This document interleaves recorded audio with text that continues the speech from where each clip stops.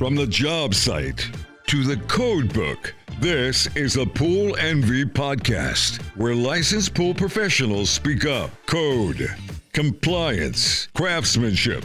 Hosted by Jason Davies. Licensed across Wisconsin, Florida, and Texas. Your deep end starts now. Welcome back to the Pool Envy podcast. Today's episode is for anyone who's about to build a pool, renovate a pool, buy a house with a pool, or hire anyone to touch pool work that involves structure, plumbing, electrical, or safety items. I'm going to keep this plain and real. This is not legal advice. This isn't me telling you who to sue.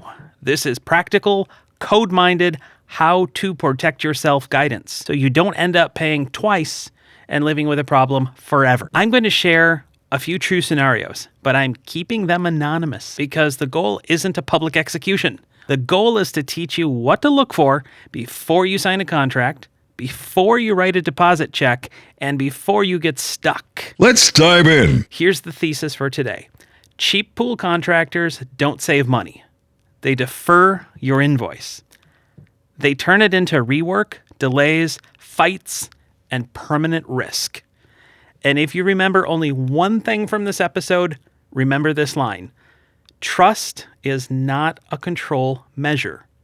Proof beats reassurance. Let me start with a scenario that shows up everywhere.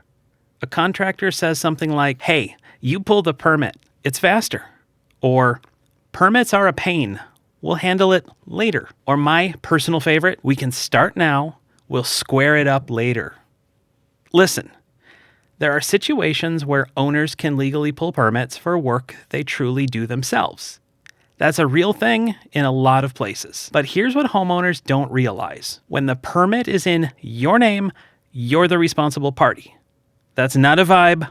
That's a legal and practical reality. And the second part is even more important. If a contractor is asking you to pull permits because they can't, that tells you what you need to know. It's still illegal. In Wisconsin, for example, many cities are very clear about the difference between a homeowner doing their own work and a contractor doing it. Some permit offices also require specific state credentials for contractors to pull permits for 1- and 2-family dwellings. If someone tries to route around that by using your name, you're stepping into the line of fire. In Florida, that owner-builder route is treated extremely seriously, and it is not meant to be a loophole for an unlicensed contractor to run your project. So here's the simple rule. If you're hiring someone to do the work, they should be pulling the permits under their business with their credentialing.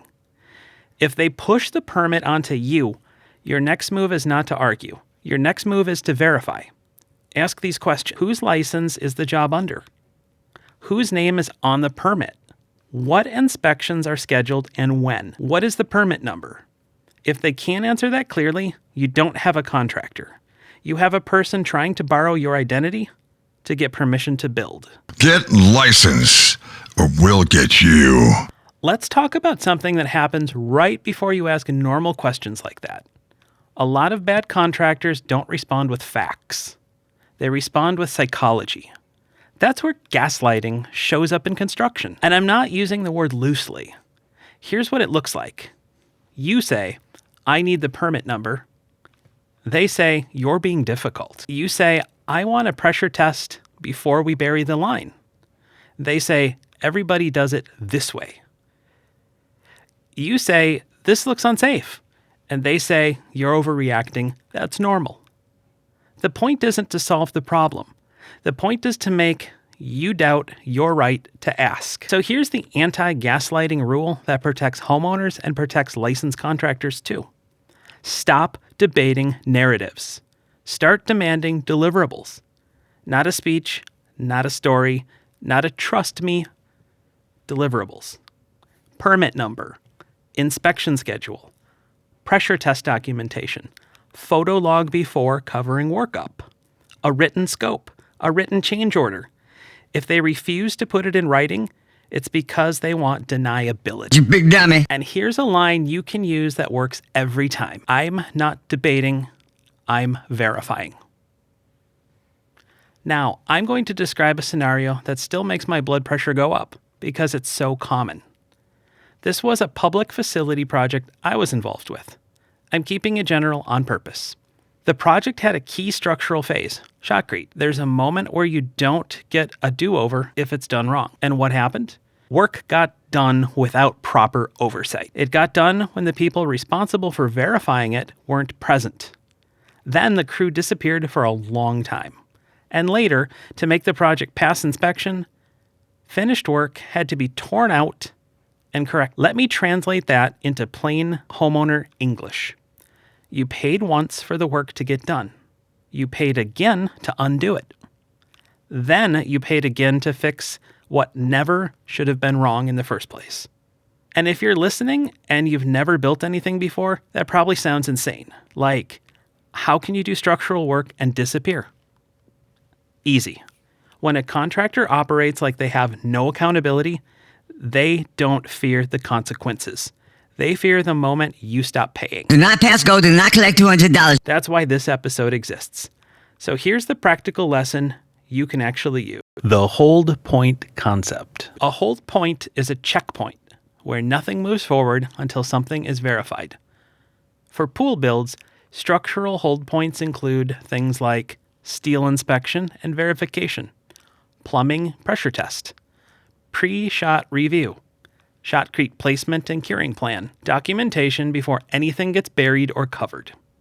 If your contractor doesn't hold points, you are the hold point, meaning you're the person who gets stuck holding the problem later. And this is where cheap bites you. Cheap contractors don't cut tile. They don't cut plaster. They cut supervision, documentation, and verification because that's invisible. Until you fail inspection or the pool starts leaking. Now, let's hit a topic that gets people emotional. The 30-day swimming pool. Here's how I'm going to say this so it stays accurate and fair. If someone promises a swimming-ready custom concrete pool in 30 days, that's a credibility test because the materials and the process have real-time requirements. Concrete and shotcrete strength is commonly referenced around a 28-day benchmark in structural acceptance culture. That doesn't mean nothing can happen for 28 days. It means the industry commonly evaluates specified strength on that kind of timeline. Shotcrete curing has real guidance too. And proper curing isn't spray it with a hose twice a day. Continuous wet curing is a real thing. Then you get into finishes. Plaster startup is not a one-day event. The first month matters. And if you're dealing with a salt system, the early startup period matters even more. So when a contractor sells you 30 days, one of these things is happening. They're redefining what done means. They're skipping steps and hoping you don't notice. They have a very specific controlled scenario with permits issued, crews stacked, and scope limited. And they can prove it on paper. So here's what you ask. Not, is it a scam? Ask this. Does your 30 days include permits and inspections?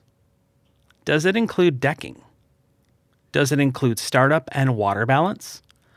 Does it include barrier requirements? Define ready to swim in writing. If they can't define the finish line in writing, it's marketing, not a schedule.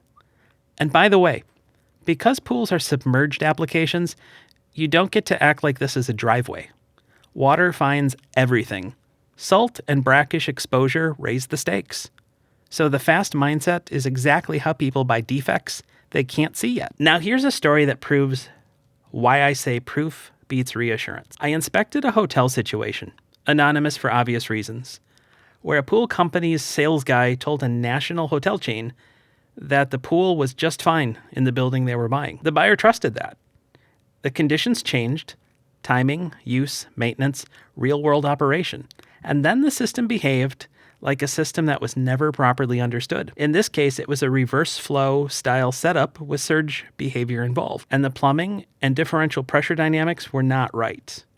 The result was catastrophic water where water should have never been. Basement, equipment room, damage, engineering, repairs, money. And that's what matters for homeowners. The building owner wasn't stupid.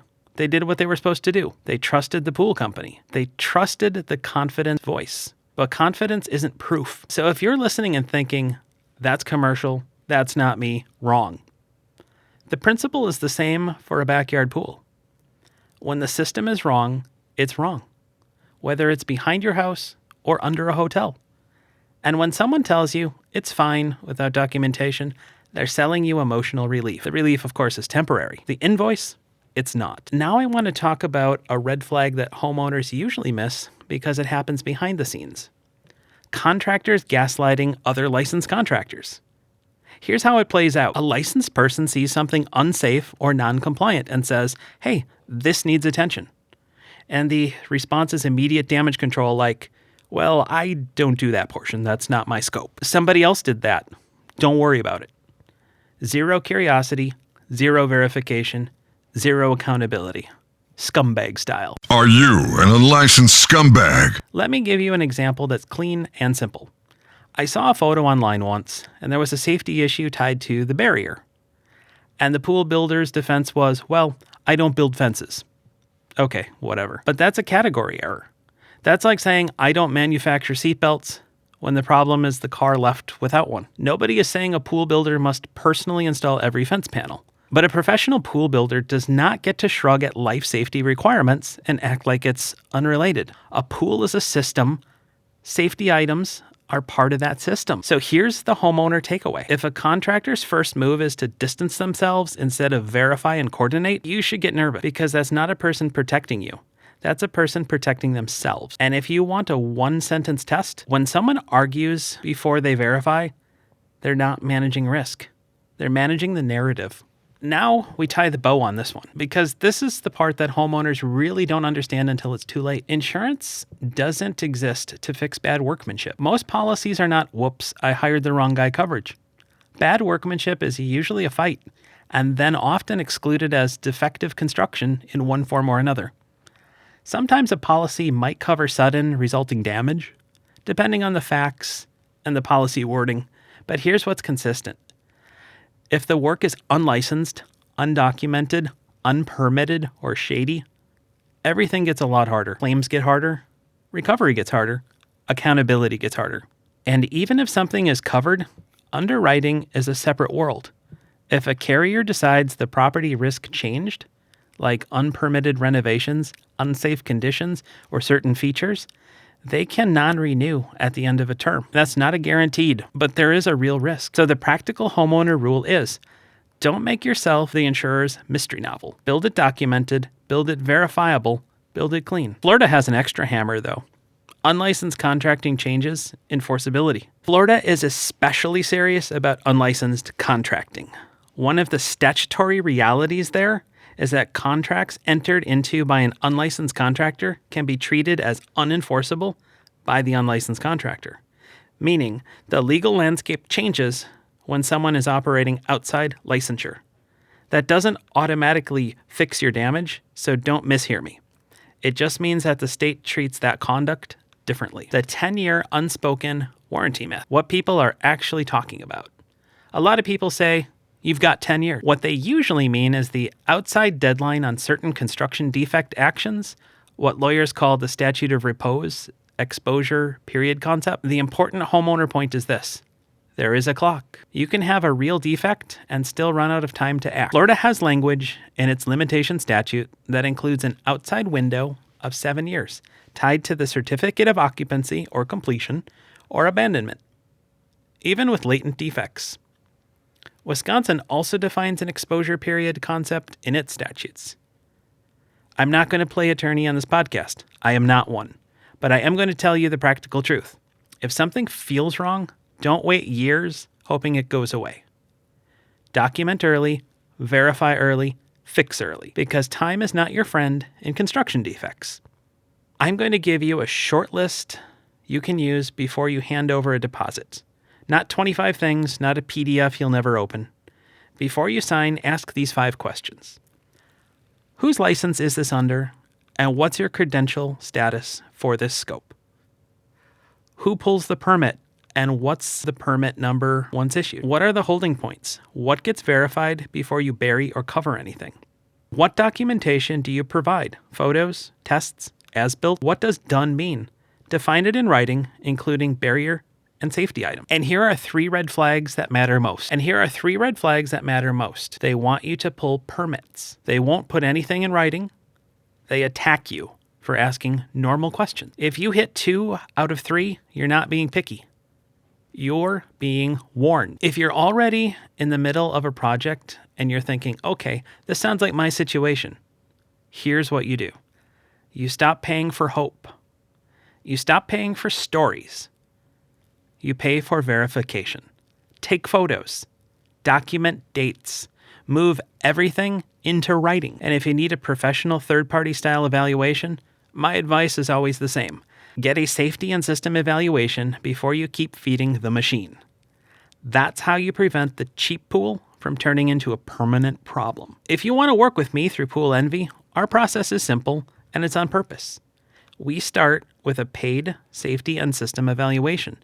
We don't do free quotes because we don't guess, we verify. And if you're in Florida, everything we do is anchored to licensure and compliance. My Florida contractor license number is CPC 1460695. That's today's episode. If you know someone about to hire a contractor, send them this. This episode can save them from learning these lessons the expensive way. Thanks for listening to the Pool Envy Podcast, where licensed pool professionals speak up. Hosted by Jason Davies, licensed across Wisconsin, Florida, and Texas. For more insights, subscribe and join us next time.